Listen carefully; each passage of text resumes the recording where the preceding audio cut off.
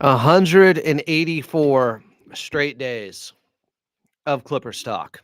Welcome in. I'm Adam Moslin. Good to be with you guys. After another Clippers victory last night, winning 135-104 over the Dallas Mavericks, sweeping the home back-to-backs over the Mavericks. Yes, sir. Yes, sir. Yes, sir. Clippers peaking at the right time with 4 games left in the regular season. We'll talk about how far they can take this with Grant Mona from the Sporting Tribune coming up. But I do want to review the post-game audio from last night, as we typically do here on Clippers Talk, starting with your head coach, Tyronn Lue. The first back-to-back for Kawhi. Just how do you think he came out and performed that game?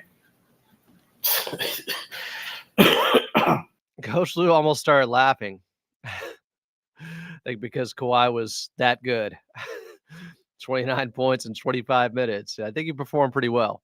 He performed good. Overall, though, the trio of James, Zoo, and Kawhi just really carried you guys. I know it was obviously a team effort, especially defensively, but those guys carried the bulk of the offensive scoring. Just what you make of the way they were able to bounce off each other and kind of score? Yeah, just understand how we wanted to attack. And, Zoo's presence inside is very forceful. So teams have to double team a lot of nights. He's making the right pass and the right play. Kawhi just getting to his spots, taking advantage of mismatches.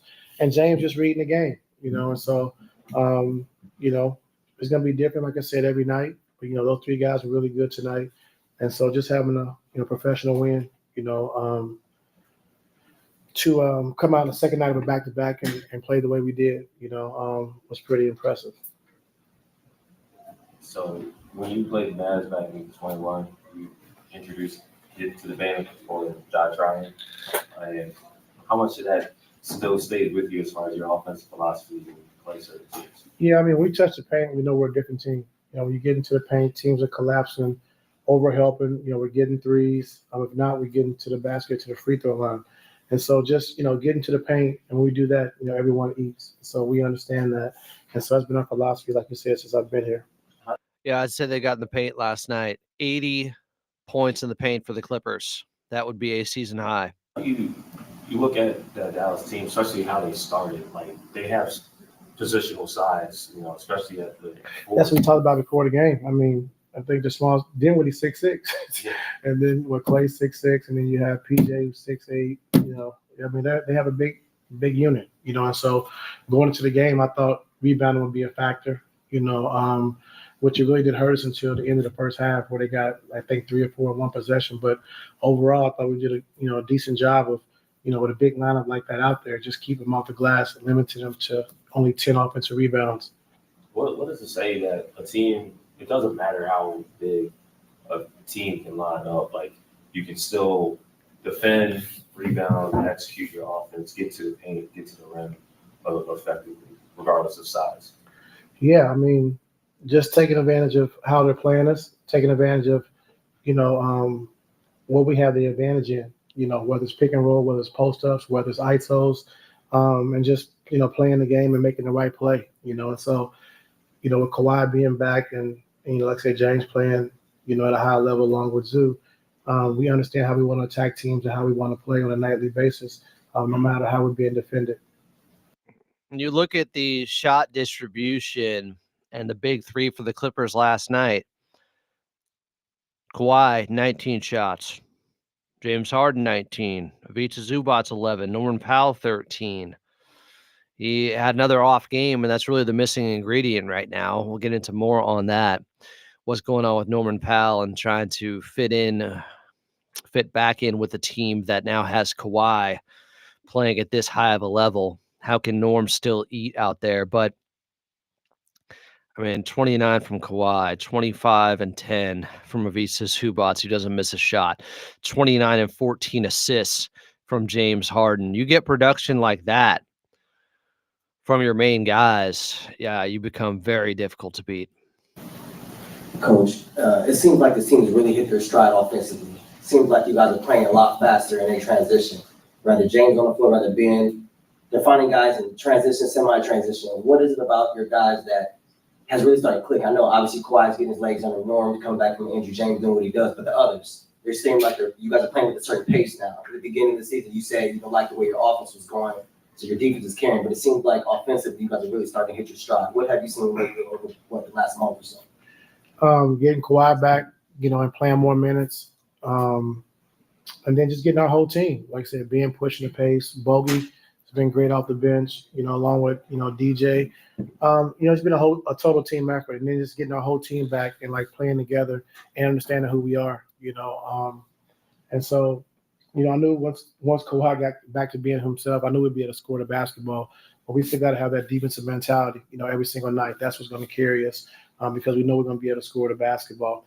But like you said, the pace is equivalent to touching the paint. If you're playing with pace, everybody's going to eat. You're going to share the basketball. Guys going to get open shots.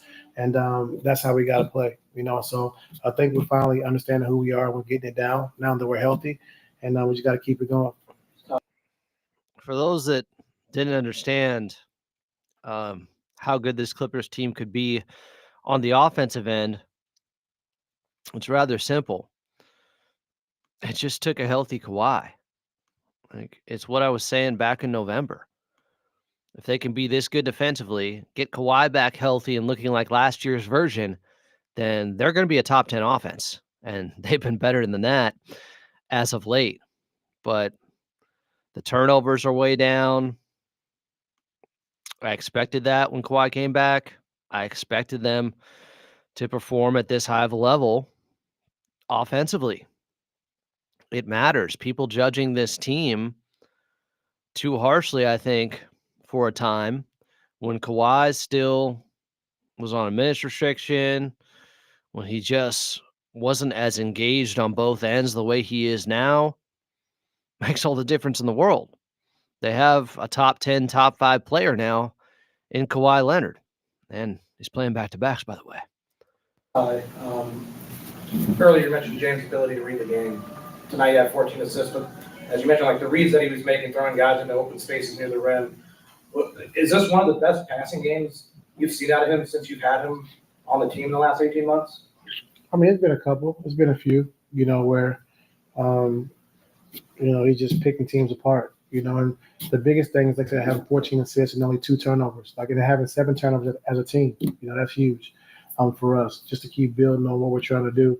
If we take care of the basketball, we're a tough team to beat, and we understand that. And so if we're not turning the ball over, teams are not getting free layups and dunks in transition, we can get back, and teams got to play against our half-court defense, which I like. What has set him apart? I just want to emphasize the note about the Clippers taking better care of the basketball.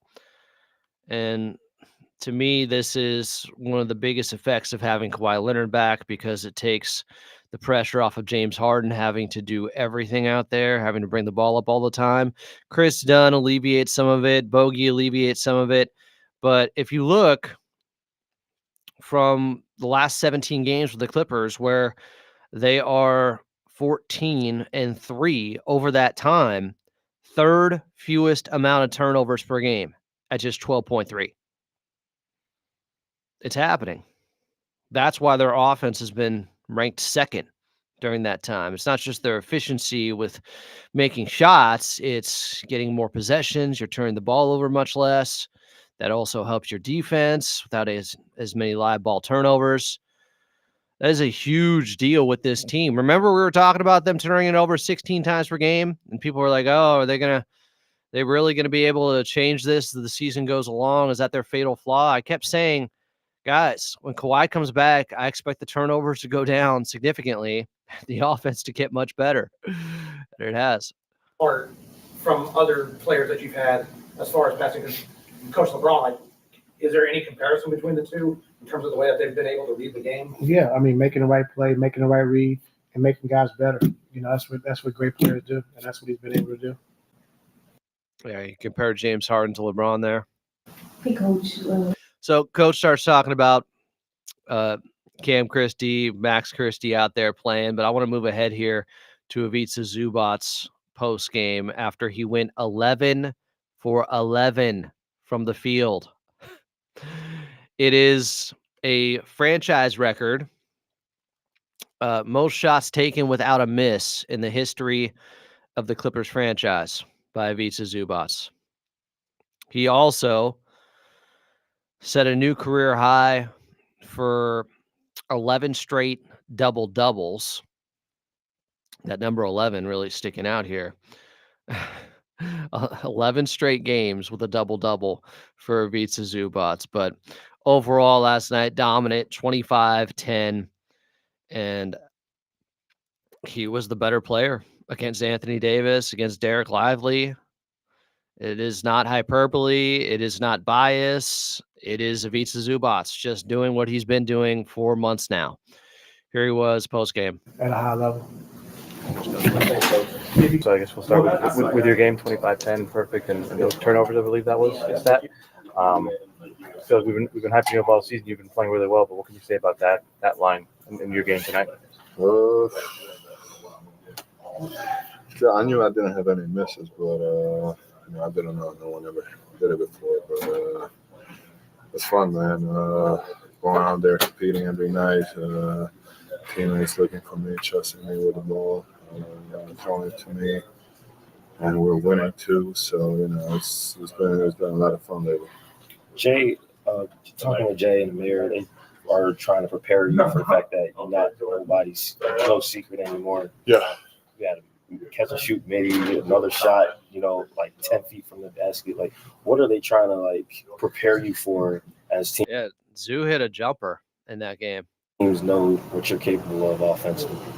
Bunch of stuff. We watch a lot of film. We're watching where the doubles are coming from. Then a lot of teams fronting me, and we work on all that stuff in a pregame.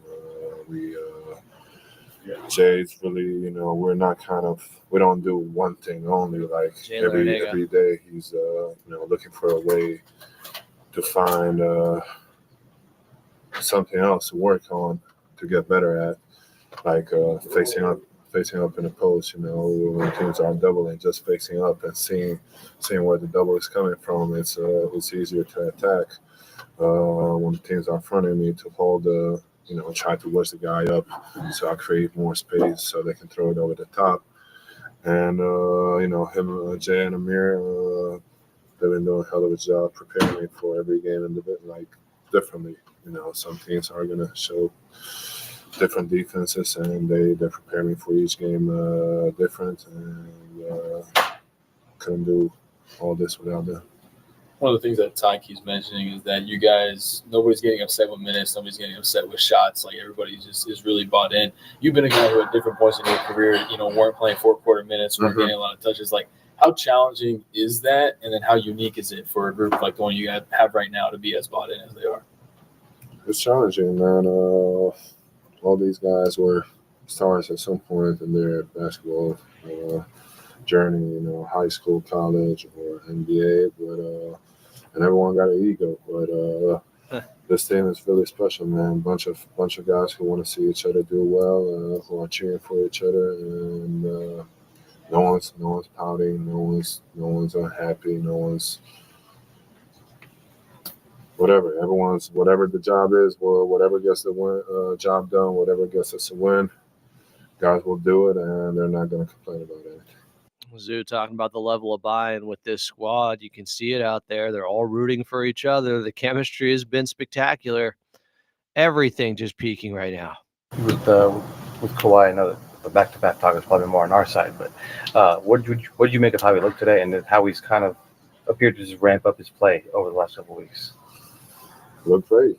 It's been looking great the last few months, and he's looking like Kawhi that we know, that he's doing the stuff that we know he can. He's leading us. He's a bad dude on the court, both sides of the floor. And he's a bad dude on the court, both sides of the court.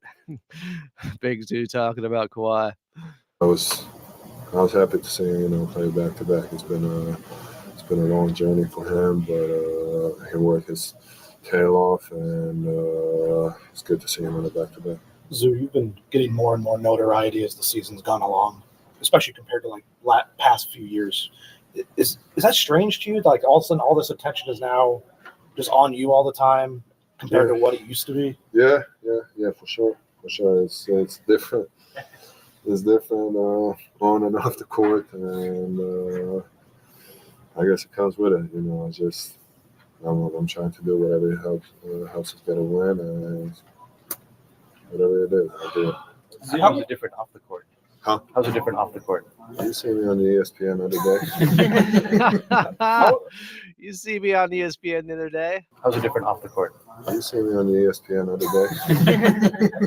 How have you handled it? Like how have you handled the more acclaim, the more fame to kind of what you're doing? Same like always. Not doing anything different. Just looking for ways to get better on the court. Looking for ways to adjust to all the different defenses that I'm seeing. Trying to get better with the double teams. I expect where it's coming from, where I'm gonna have my passes. Just trying to get better. Zoo's not letting the newly acquired fame and the spotlight being on him go to his head, clearly. You became the first player in NBA history today to get 25 and 10 with no misses and no turnovers. Oh, I didn't know that. 25 and 10, no misses, no turnovers. First player in NBA history. What are your thoughts on that? It's a good record. I'm happy. When we Stay talk humble. about this fact just right now and also the upcoming NBA awards, how hard is it not to think too much about all that and thinking of how your chances are in the award situation? I wouldn't say it's hard. I always just focused on the wins and for the ways to get better, to help my teammates and the team get wins, and the game will speak for itself. I'm gonna try my best on the court. I'm gonna compete. I'm gonna try to get us wins, and if I get some awards because of that, great. But I'm not too worried about it. There's 4 awards Ivica Zubac can be considered for. I'm not saying he's going to win all these, but Defensive Player of the Year needs to be in the conversation. Most Improved Player. And then All-NBA, I think, third team. He is quickly approaching being one of the top 15 guys in the league with the way he's playing right now. When you account for both ends. And then definitely, I know that's probably aspirational, but definitely third team All-NBA defense at worst. At worst, he has to be there. Thanks, Zoo. Appreciate it. All right, James Harden here post game. What was it like to see Kawhi in that, doing a back-to-back and how well he performed? He's been playing great ever since he's been back. Give it a couple games, check the rust off. But other than that, he's been looking like Kawhi. So, tonight was no different. So the fact that it was a back-to-back. All right, let me tell you something. So, over the last 17 games where the Clippers are 14-3, Kawhi has played in 14 of them. They're 12-2 in those games. He's averaging 25 points, 54% from the field, 44% from 3, 83% from the charity stripe. Yeah, I'd say he's been pretty good. Back was any big deal. No, not to us. Kawhi is Kawhi. It's on him to build that confidence in himself to go out there and play back-to-backs and play, 40 minutes. He feels it. He knows his body. And so tonight, he knows how important this game was for us, and he wanted to go out there, and play on a back-to-back, and he did that. And we fed off the energy that he was bringing and the points he was scoring and the defensive intensity. Yeah, they do feed off of Kawhi. You could see it. The last 2 first quarters, it was very noticeable, really on this homestand so far in all 3 games. When Kawhi turns up on the defensive end, everybody else is following him. I do want to show love to James Harden, too. When we talk about the last 17 games with the Clippers being 14-3, he has played in all 17 of them. He's averaging almost 26 points per game over that time while shooting 45% from 45% from the field and 38% from 3. He has been much more efficient. That is also the Kawhi Leonard effect. While getting 8.5 assists to 3.7 turnovers per game, James Harden. Last 17 games. One of the things that Kawhi said recently was that the dynamic between you guys has been pretty special. You guys can go at each other if need be, getting on each other and things of that nature. What has that been like? Obviously, you guys have been together for a couple of years now, but how has that grown since you guys first got together? It's real. Like it's just real. Like we don't just sugarcoat nothing. And on the court, if you see something, say it to me, or I see something, I tell it to him, and we move on. Yeah, we're professionals. We're grown. We've over this. Well, I've been here. This is my second year for the most part, and we've built a really good relationship. Like we hang out off the court, so we know each other. So like our communication is fluent. We say how we feel and we move on. Harden and Kawhi are tight enough to tell each other those hard truths on the court. They don't have to sugarcoat anything, as James Harden said. That's how you get quick fixes and corrections out there. Those are two guys that want to win. They will tell each other what needs to be said. When you look at the standings and everything, like, do you feel like that? No, but do you feel like just how close everything is allows you guys to come out and just perform at your best every single night, knowing there's no room to have an off game, an off night? Like everybody feel like that. Mm-hmm. What is the beauty of being the last handful of games? Like it's always like that. It's gonna be like that every single year with teams. Everybody's in the pressure cooker right now. The back is against the wall, and you got to go out there, perform, and win games. And if you do that, then you position yourself to be in a really good place.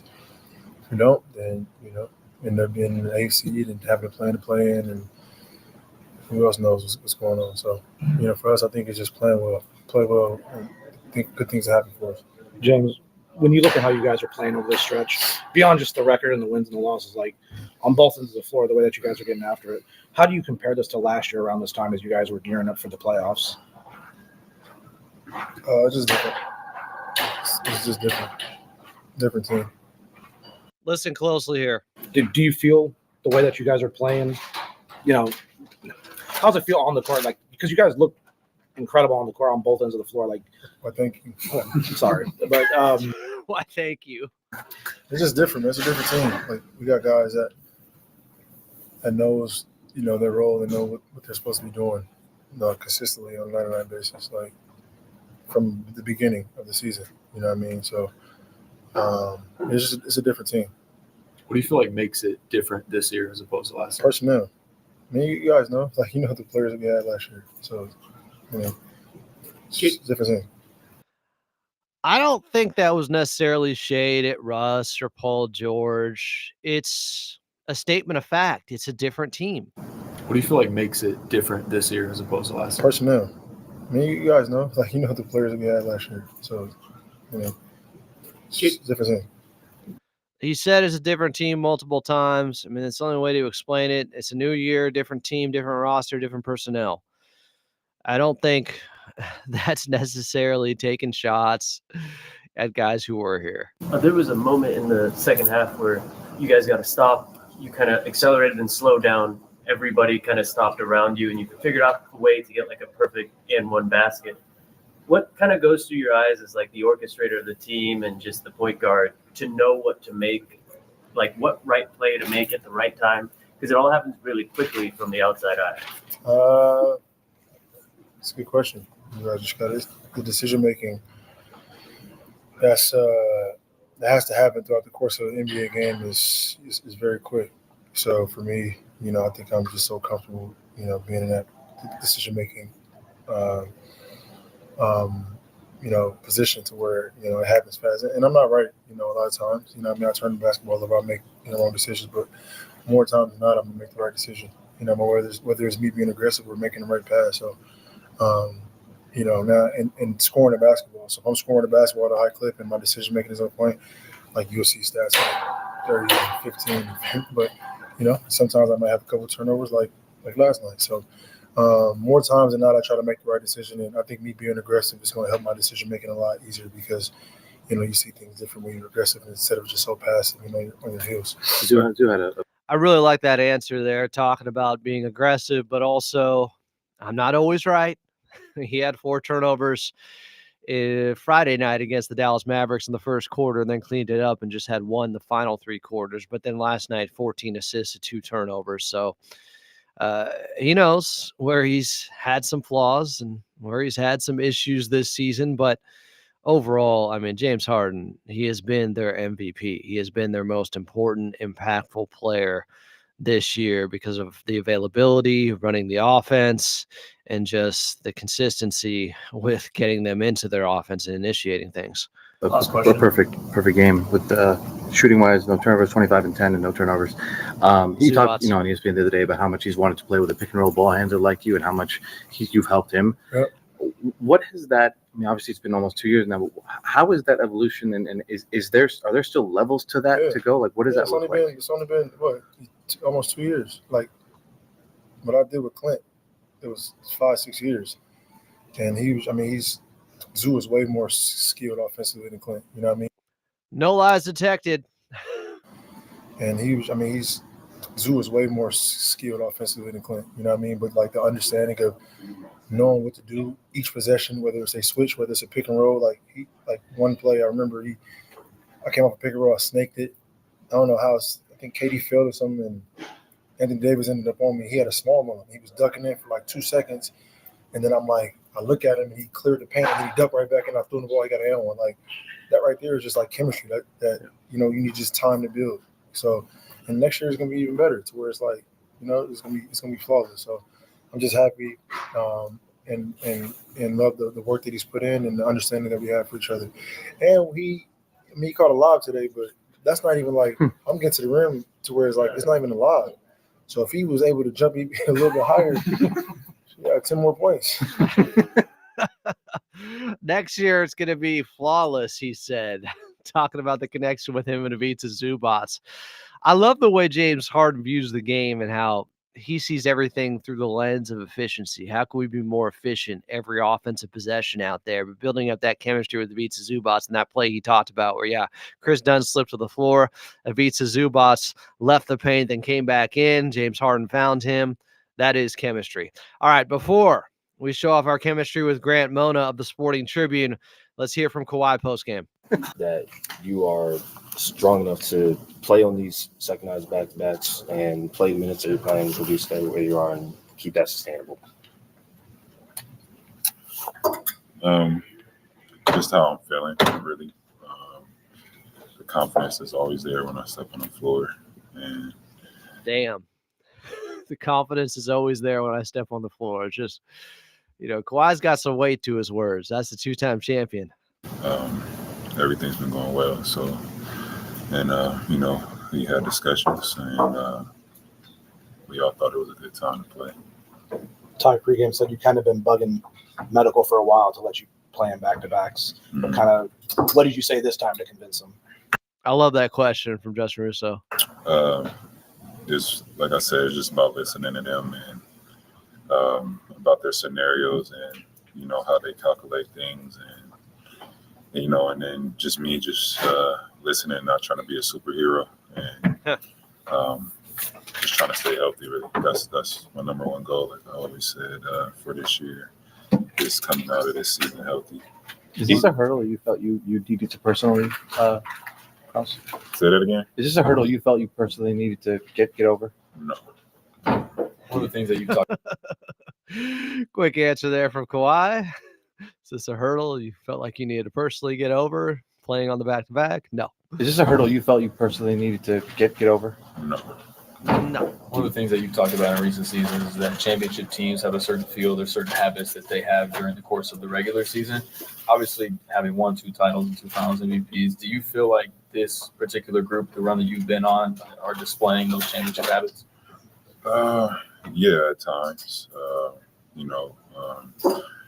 It's been a late start though for us.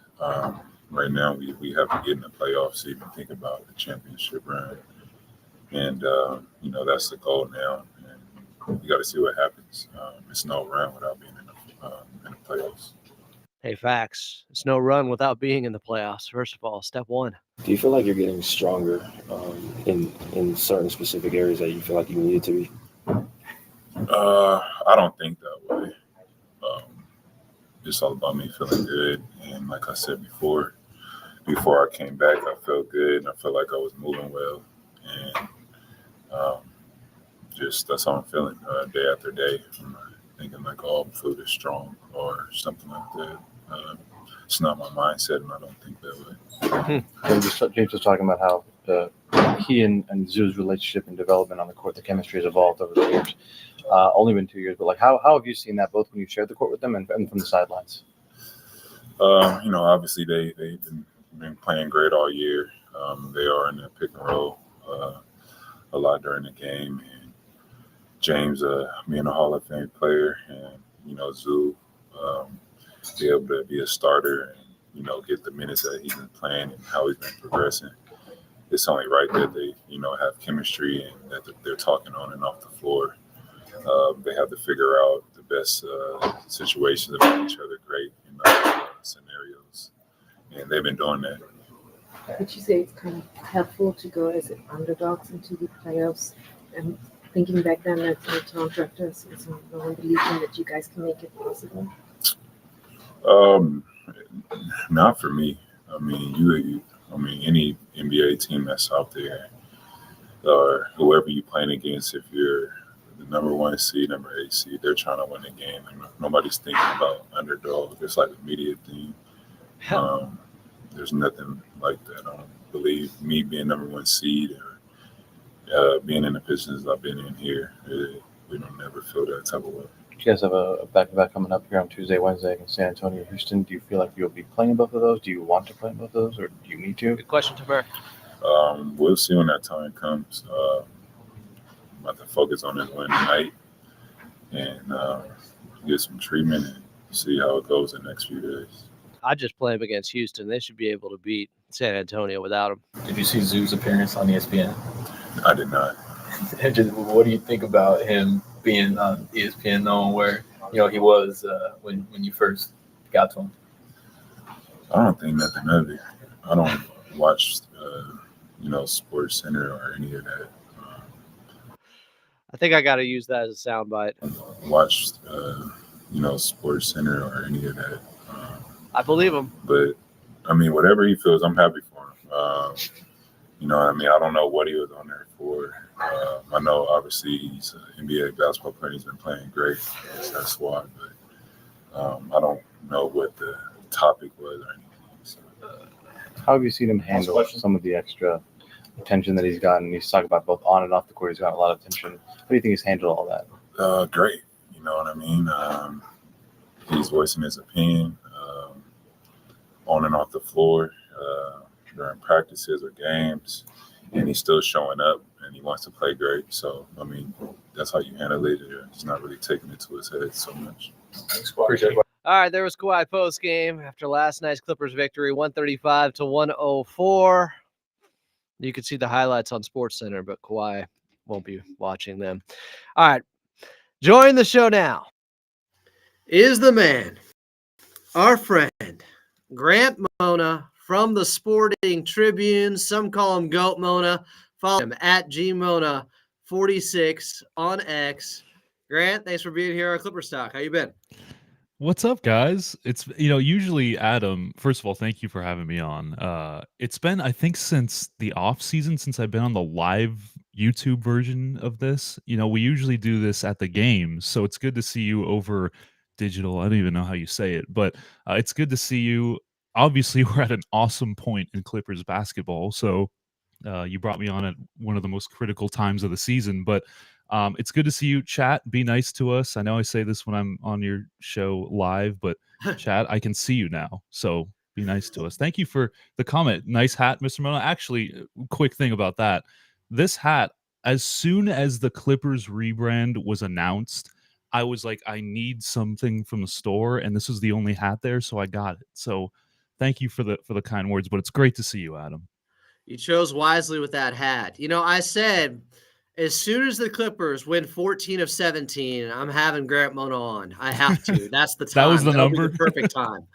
Back on off day Clippers talk here as we're 184 straight days in. Grant, so this team, as I put in the title, they seem to be showing a different ceiling that they're capable of reaching now. A lot of this is due to Kawhi Leonard and his greatness over the last 3 weeks. what have you seen from Kawhi that has you most encouraged about the Clippers and how far they can take this? Just the way he's moving, Adam. I mean, you see it too. Pregame, he looks great. He looks strong. He looks healthy.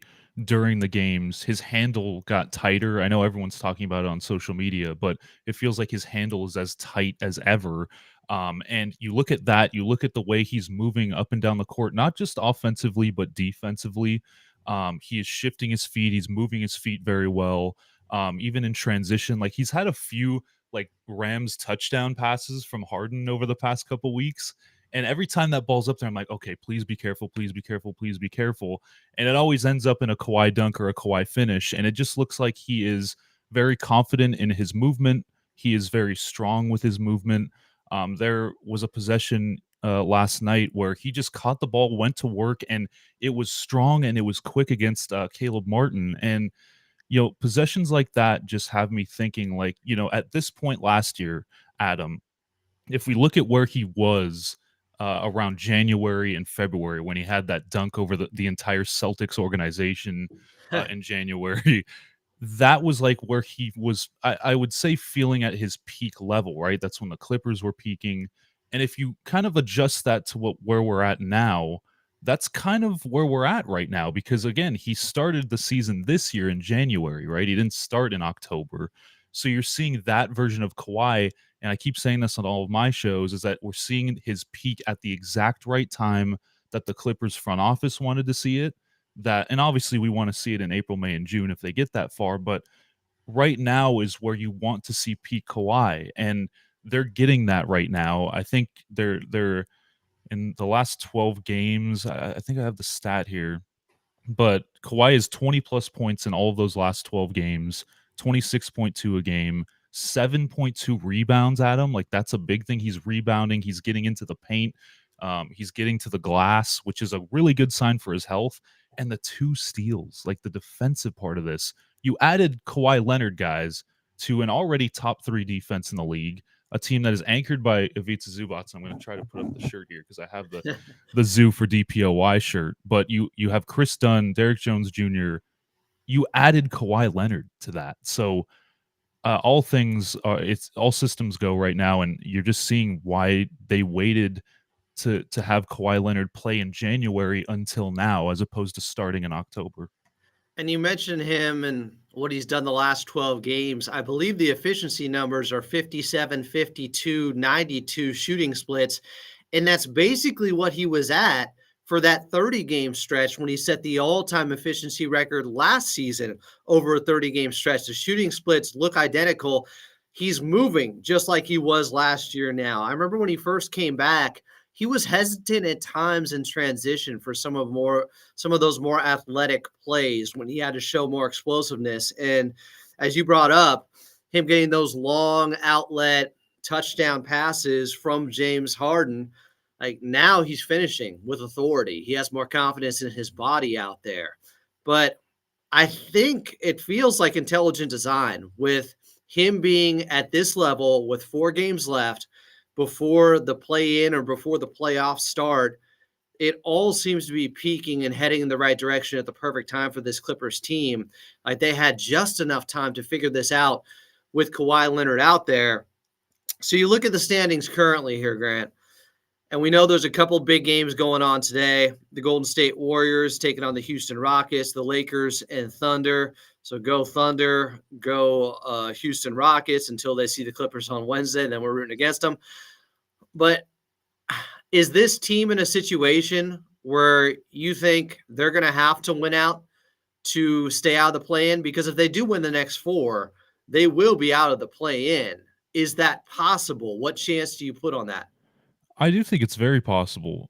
With the way this Clippers team is playing, I mean, you look at a lot of their net rating stuff, you look at their offensive and defensive rating stuff, it's on par with how OKC is playing and how Houston is playing. And those are the first 2 seeds in the Western Conference. But, like you mentioned, in order for you win out, you get the 6th seed. That's just how everything's going to play out.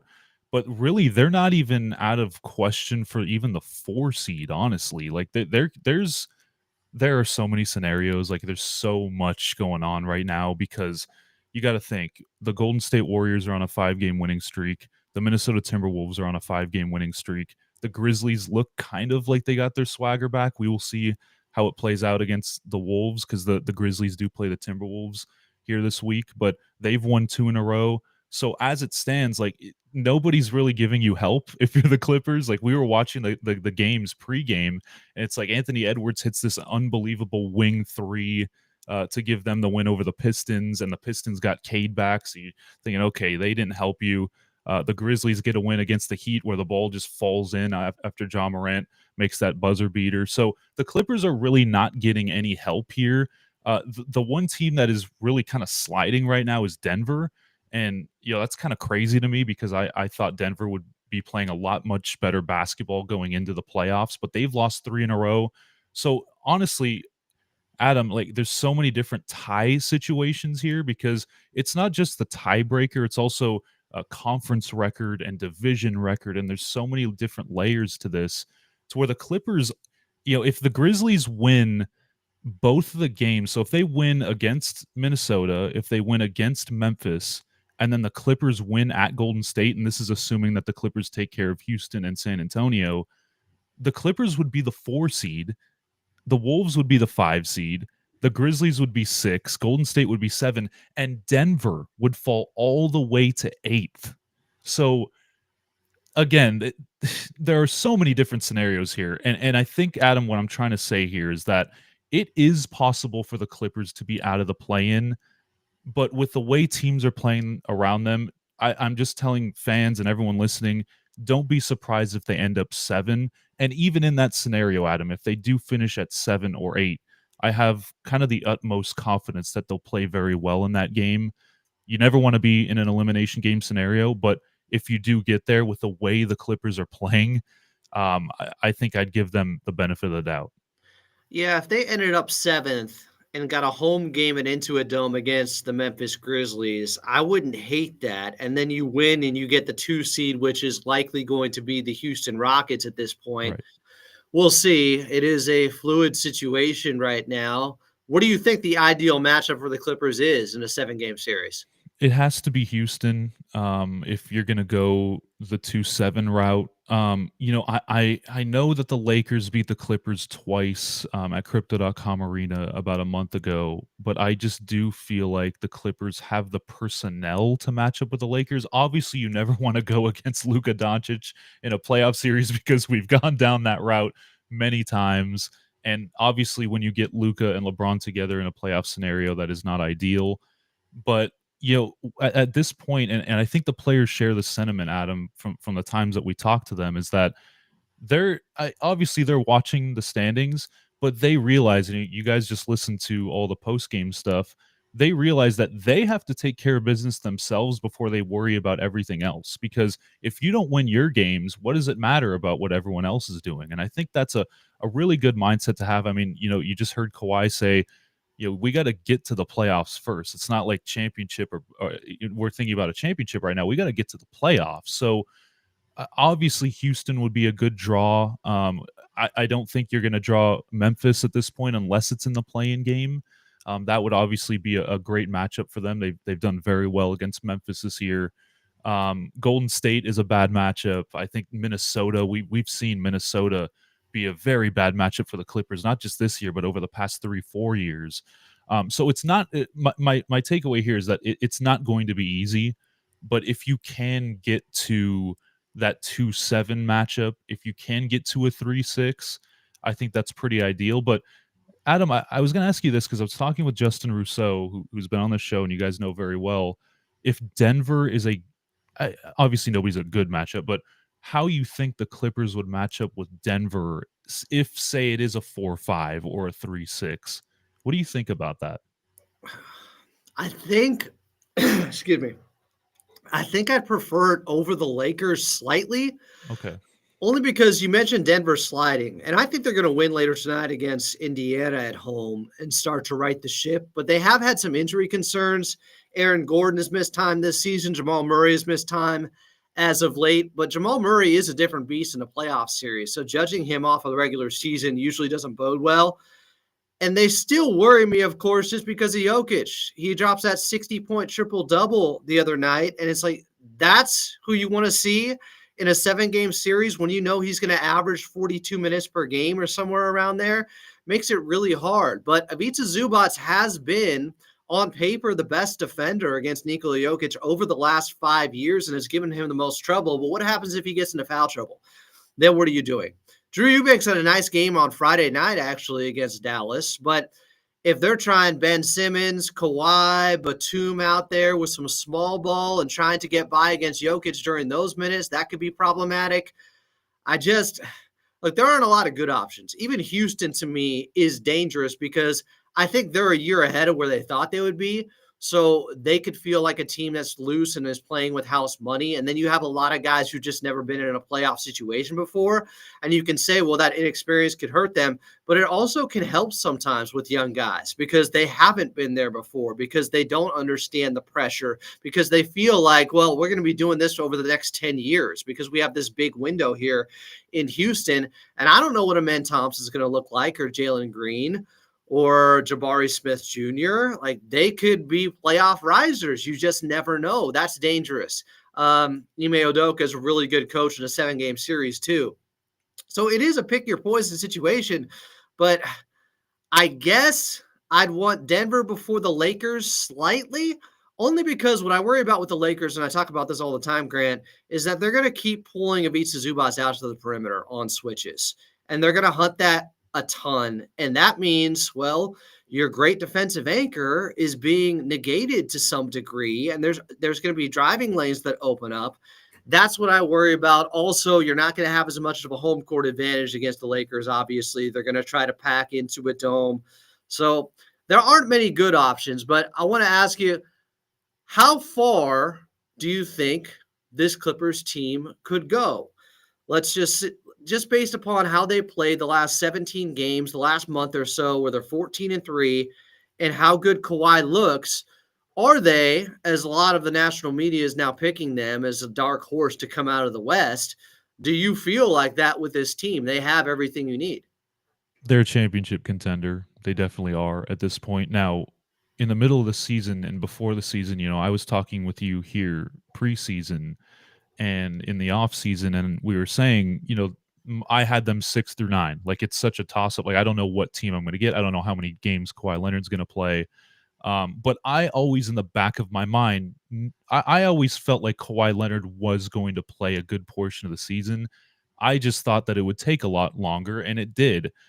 And during those games where they didn't have Kawhi, you saw the defense still be top 5 in the league. And, my prediction was top 10. I remember coming on here and you're like, no, they could be top 5, like top 7. And you were absolutely right about that.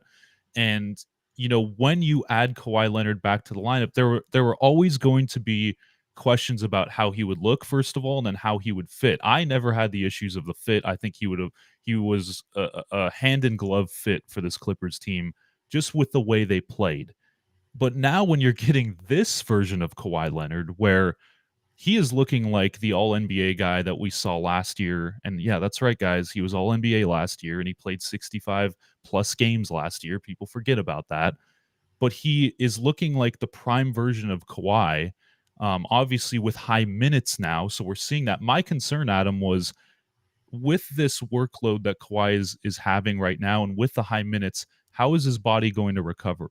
How is he going to look after a 5-7 or after 2 games in 5 days, whatever it may be? And he has responded very well to that type of workload, that type of physicality, because he's playing some physical teams. They played the Cavaliers, who are a very physical team. They played OKC, who everyone knows Lou Dort is a very physical defender on him, and they have a plethora of great defenders. And he went to work against that Thunder team. So he's gone against some of the better defenses that the Clippers have played over the past month, and he's shown that, yes, I can sustain this type of play over a high minutes load and then over a stretch of games. So what that told me, I was waiting for that. What that told me is that with him playing as well as he is right now, adding to what James Harden is doing, who I believe should be third-team All-NBA. I don't have a vote on that, but he should be third-team All-NBA in my opinion. Adding to Ivica Zubac, who should be talked about more in terms of most improved player this year, but I think everyone knows that that's going to Cade Cunningham, and I think Norm Powell should get a shout out here too, because before his injury, he was playing fantastic basketball, and he still is now. He's starting to find his rhythm. But you put all that together, and that's just the offensive end. Then you get to the defense, right, where you have Chris Dunn and Derek Jones Jr. and Nico Batum, who can really guard a multitude of positions. That is a championship recipe. Now, again, in this Western Conference, it is so difficult because OKC is absolutely unreal. They're having a historic season. Houston is having a fantastic season. Their defense is great. They have good defensive personnel.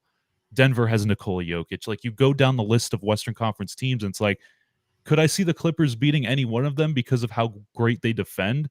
Yes. Can I see them losing to any of these teams? Yes, because that's how the Western Conference is.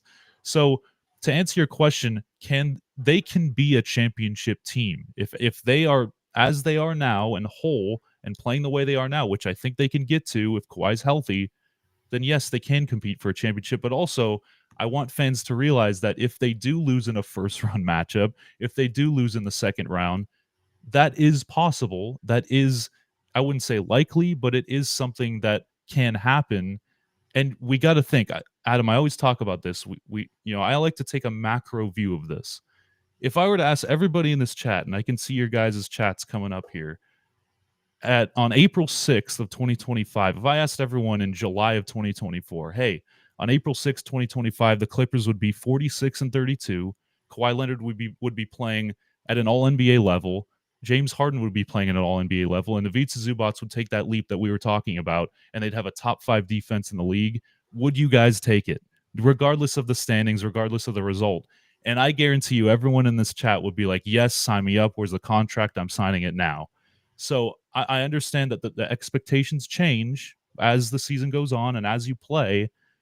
But if this team is a first or second round exit, I would still consider that a massive success just because of what we're seeing from the entirety of the Western Conference.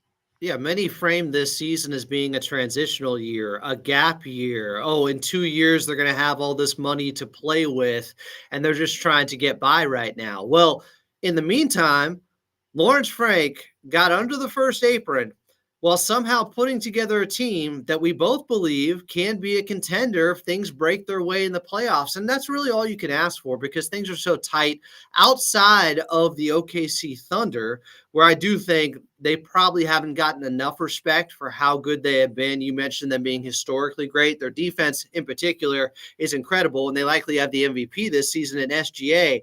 But behind them, it really is kind of a crapshoot. You could make arguments for any of those teams coming out of the Western Conference. And just to be in that conversation as one of them, while you're under the first apron with the Clippers and you've only had Kawhi Leonard for 34 games so far, is remarkable. It speaks to the front office, Steve Ballmer empowering the right people, Coach Lou, the coaching staff, Jeff Van Gundy, like everything has worked out perfectly to get to this point with 4 games left where the Clippers could still win 50 games if they went out.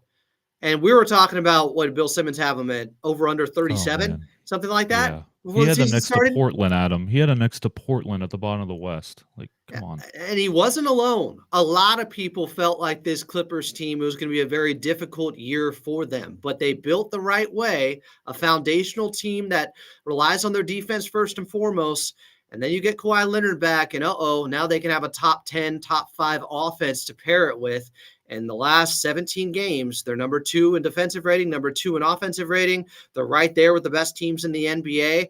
Judge them based on how they have looked when they finally have gotten healthy and when Kawhi got back to full minutes. That's how you make predictions with a team like this. What happened earlier in the season and how poorly they looked at times offensively and what a struggle it was, it doesn't mean much now because your projections are about with a healthy Kawhi, what can they actually do at the high end? And I think if they get the right matchups and if they can just keep Kawhi healthy, because there is a concern for me, Grant, that you get into a playoff series and Kawhi has levels that he reaches. He finds extra gears that when that intensity does ramp up, maybe the knee doesn't respond right. I hope that's not the case. I hope and pray. But, last season, obviously, we've all got a little bit of PTSD because it wasn't a particular movement. He played 68 games, and then all of a sudden the right knee flared up. Now, maybe they're looking at it like, okay, he's at 34 games now. At most, what would you play in the playoffs? If you went 7 every series, 28 games, I think. 28. So, like, does he have a certain amount of games that he can get to? And they're playing the odds there and saying, okay, he's only at 34. And this is basically like his January was last season. So he has plenty of time left to show his best out there. And it's going to happen during the playoffs this time. I hope that's the case. Obviously, it's Kawhi, and you just never know. And you really got to cherish every time he's out there on the court because he's that special of a player. And with the way he looked last night, it did give me a lot of hope because he looked better than he did the night before. In his first back-to-back, he actually looked better, stronger, and quicker in that second game against Dallas, where he was accelerating, if anything. Like, he hit the gas more. So that's a huge deal. You did bring up Norman Powell there for a second. Maybe the only missing ingredient right now, as we talk about this team peaking and playing their best basketball, is Norm isn't compared to where he was earlier in the season, pre-All-Star break, where he had that big game where they won in overtime in Utah, and then after that, the knee issue, and then after that, the hamstring. Do you see it as problematic with Norm kind of being reacclimated into a lineup now that has Kawhi playing heavy minutes and at this level needing the ball more? And that's just still some of the kinks they have to work out to get the big four fully unlocked? I think Adam, before Kawhi came back on the season, we saw a version of Norm Powell that was probably, it was easily his best of his career, right? And the reason why is because the Clippers needed him to be that. They needed him to take that leap with Kawhi out to kind of keep track in the West and stay afloat in the West and upset some of the teams that they did, right, before Kawhi came back. And the thing about Norm that I respect so much is that he can be that type of guy where he's the 1B to James Harden in terms of scoring, or he's the number 2 guy next to Zoo and James, or number 3 guy next to those 2 guys.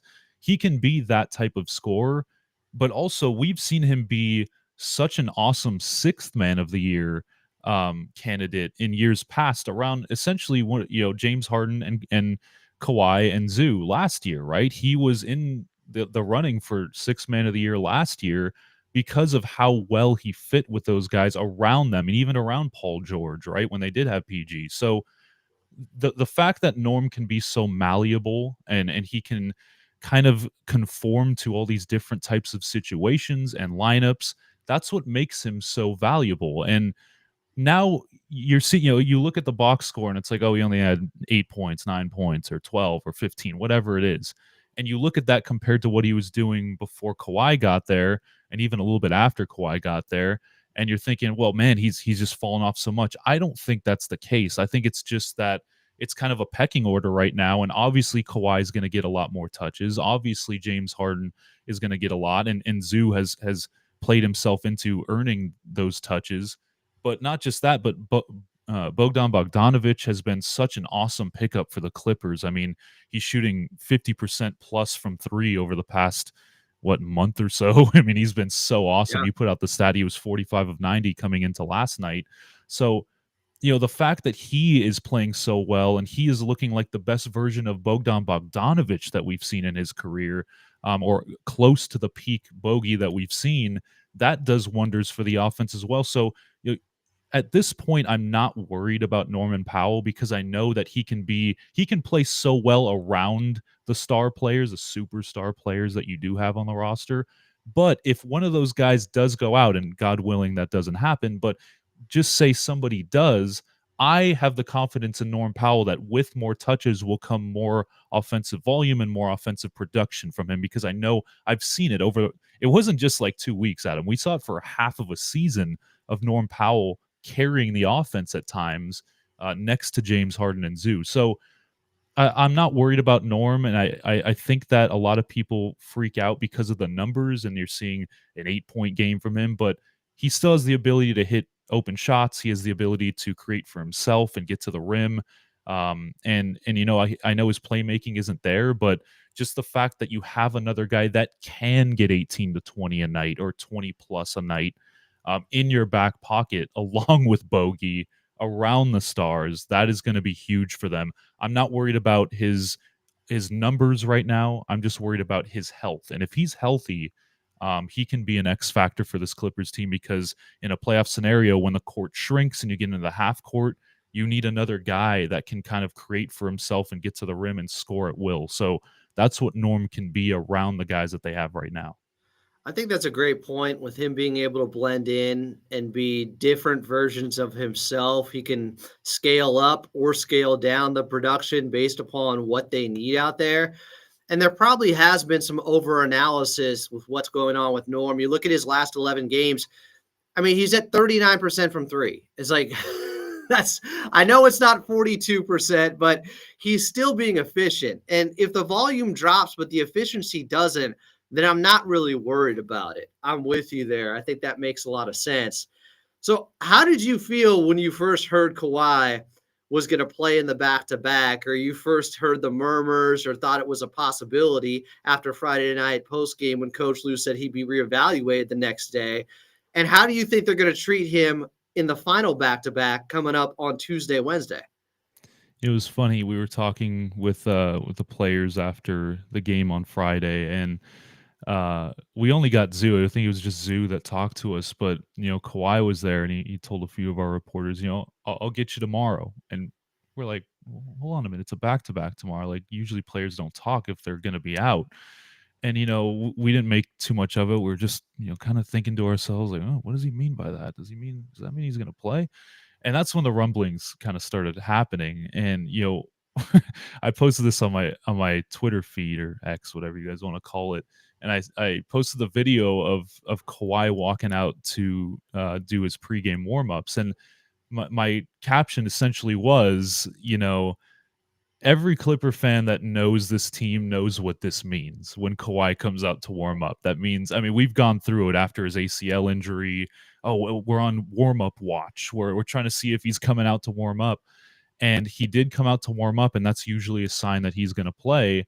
But, when we heard, hey, I'll get you guys, I'll talk to you guys tomorrow, that was kind of a sign that he's going to give it a go. And not just that, Adam, but the fact that he played 24 minutes, I believe. He played 24 minutes on Friday. And the fact that he looked so good, and the Clippers had the ability to take all their starters out on Friday and give them that lengthy rest, that kind of went into it. Because if he played 30 plus minutes, I don't think he would have played last night. Right. But the fact that they took care of business and they had one of those professional wins that Ty Lue loves to talk about, that kind of went into the decision to give him that leeway to say, okay, let's make this your first back-to-back. Not just that, but they need all these wins. And I know that Dallas is not one of the best teams in the West, and they've had a lot of injury issues, but we kind of assumed that Anthony Davis was coming back. He did. We assumed that Derek Lively was coming back. He did. And that they would have a little bit more length, so you would need to have Kawhi out there. Again, I think that they would have taken care of Dallas without Kawhi last night, but the fact that he was feeling strong enough to even give it that go, and post game, Ty Lue was talking about he's been wanting to do this, or it might have been pregame. He's been wanting to do this for a long time. We've just kind of been holding him back. He's been telling us, hey, I'm good to go on back-to-backs, and they said no because they're being very cautious with him. So the fact that his body feels like that is a great sign. Obviously, as someone that covers a team and as someone that loves the team, I was a little bit wary of it, because I thought that it was, when Kawhi came back this year, we knew he's not playing on back-to-backs. And I was completely fine with that. I think a lot of fans were completely fine with that, as long as he looks the way he does now, which he does. But now that you have him playing in these types of scenarios, and I agree with you, I don't think that he should play on that Tuesday game coming up in this next back-to-back. I think that they'll need him against Houston. Houston's obviously one of the better teams in the Western Conference, and you need as many wins as possible, but they can definitely take care of San Antonio without him. But the fact that his body is feeling this good is a very good sign, because, these back-to-backs are not for the weak. Even as media members, Adam, this, like, it's a grind just for us. So imagine a player going through the contact and the warm-up and the physical toll that it takes on your body. So he's feeling well, and that's the biggest part of this. But again, there was a little bit of like, should he give it a go? I don't think he should, but he did, and he looked, like you mentioned, better than he did on Friday night, which is incredible. It's just an incredible testament to what he's done with his body and the rehab and the treatment to get to this point. Yeah, he is one of the rare gems in sports history that comes back from significant injuries and gets better somehow. Offensively, I think this is the best version of Kawhi based upon if he is the same guy he was last season. And I think he's looked like that over the last month. That is the most refined, polished offensive player we have seen that Kawhi has showed us. It's Jordan-esque, it's Kobe Bryant-esque. Like, this is the best version of himself on the offensive end. And you got that, you got a chance. Last one for you. Ivica Zubac goes perfect last night. 11 of 11 from the field. He does something historic. 25, 10, doesn't miss a shot, doesn't have a turnover out there. Now he's doing the national media rounds on ESPN. Of course, Kawhi didn't see it. He doesn't watch SportsCenter, but I think most of us saw it. How impressed have you been? Like, I think you were a Zubac guy coming into this season, but he has exceeded everybody's expectations because a lot of us thought this could be in him, but being able to see it out there nightly now, where I don't think he's worse than the fifth best center in the NBA at this point. Like, it is remarkable how dominant he has been.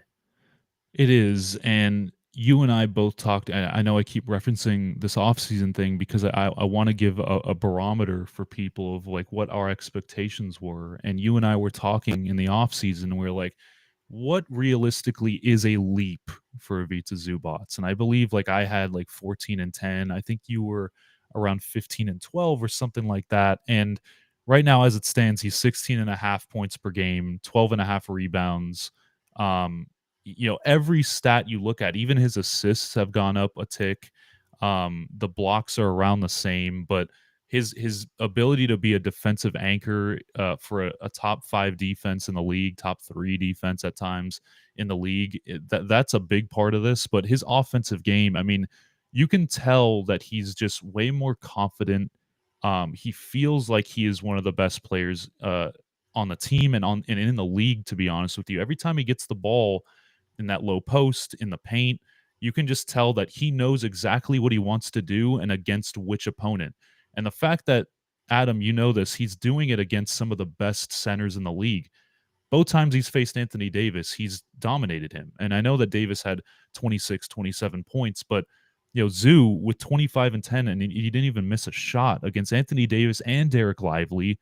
And then against Gafford on Friday, like, those numbers are absurd against some of the best defenders at the center position that we have.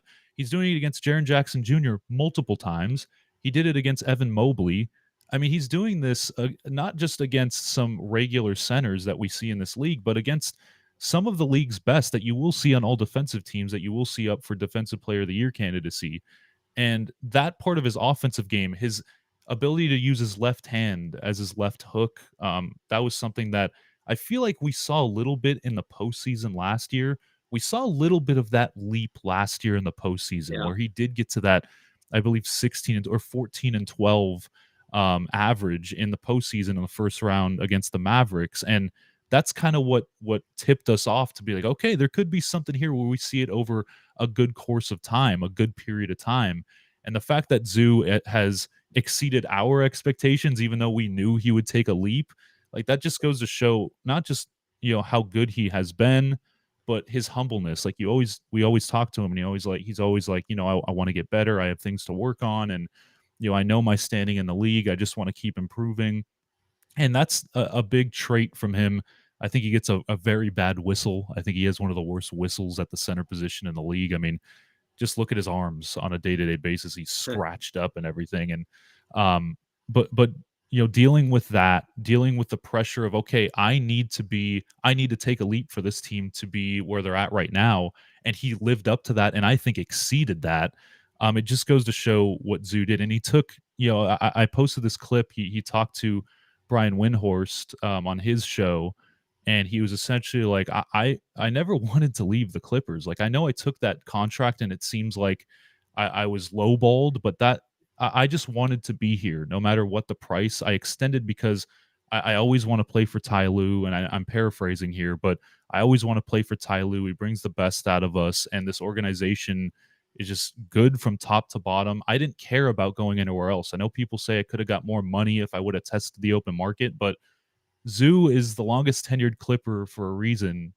He loves this organization, and the fact that he's getting better every year, he's in the prime of his career, that is going to be a huge factor in the playoffs. And I am very glad that even if Kawhi Leonard isn't watching and he's not looking at anything that Zoo does in national media, I'm glad that he finally is getting some recognition, because this started at the beginning of the season. So I think he should have gotten a little bit more media attention then. But the fact that he's getting it now is it's very well deserved. And he's a big part of why they're at where they're at right now. One of the biggest parts of why they're at the 7th seed right now.